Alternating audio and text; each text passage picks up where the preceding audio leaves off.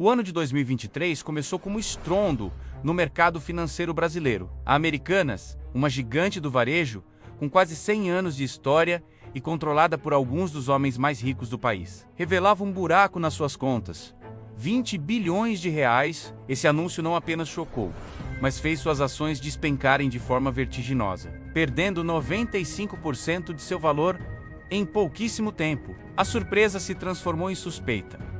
Como uma empresa tão tradicional, vista como um modelo de negócio e auditada por grandes nomes, pôde esconder uma dívida de tal magnitude, a crise se aprofundou na desconfiança do mercado, forçando a companhia a pedir recuperação judicial e se tornar alvo de uma CPI. Essa não era uma simples falha contábil, era um escândalo que sugeria uma manobra proposital. Passado o tempo, a cortina de fumaça se dissipou e a pergunta persiste: o que realmente aconteceu nos bastidores da Americanas? A grandeza que virou vulnerabilidade para entender a dimensão do colapso?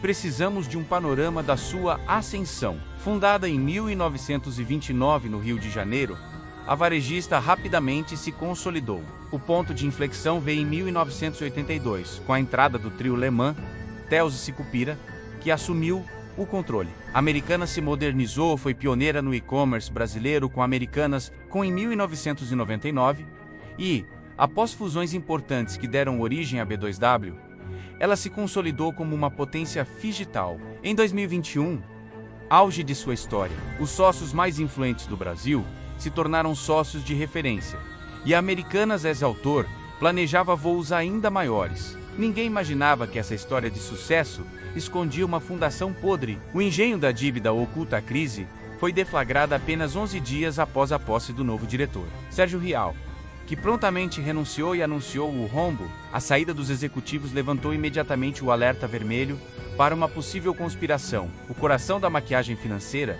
estava em um instrumento conhecido como risco sacado. A Americanas usava empréstimos de bancos para pagar seus fornecedores imediatamente. Até aí, legal. O problema era a camuflagem, o engano.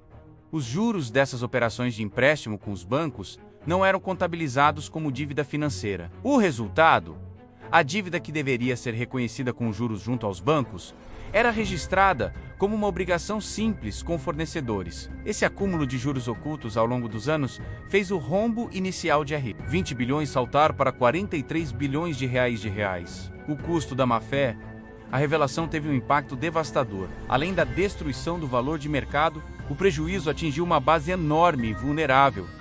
Investidores comuns, mais da metade das ações estavam nas mãos de pequenos e médios investidores. Dezenas de milhares de CPFs viram suas economias despencar 80% em dias. O caso Nubank. Fundos de baixíssimo risco, como o do Nubank, que detinham títulos da Americanas, tiveram uma queda abrupta, expondo milhares de investidores de perfil conservador a perdas inesperadas. Diante disso, a Americanas não podia mais sustentar a tese do erro contábil, a confissão do crime empresarial, a pressão e as ações na justiça, como a movida pelo BTG, que questionava a venda milionária de ações por antigos diretores antes do anúncio do rombo, apertaram o cerco. Os acionistas de referência negaram o envolvimento e culparam a gestão executiva, mas a verdade final veio à tona. Em junho, a Americanas confessou a fraude. A mecânica da confissão. O principal artifício era a manipulação dos contratos de verba de propaganda cooperada VPC, contratos que na prática não existiam ou eram inflados para artificialmente aumentar os lucros da empresa. O total fraude, somando a VPC fantasma e o risco sacado. O valor total das irregularidades contábeis chegou a 43 bilhões de reais. Os acusados, o dedo foi apontado diretamente para o ex-presidente Miguel Gutierrez e outros ex-diretores financeiros. Apesar da confissão e da investigação por uma CPI que encontrou evidências de envolvimento da antiga diretoria, o relatório final da comissão foi ambíguo e terminou sem indiciar culpados formais. O verdadeiro preço do escândalo. Se a justiça formal não encontrou culpados, o mercado e a sociedade encontraram vítimas. O pequeno empresário, mais de 109 milhões de reais devidos a micro e pequenas empresas fornecedoras. Para muitas delas, a dívida da Americanas representou 1/3 do faturamento.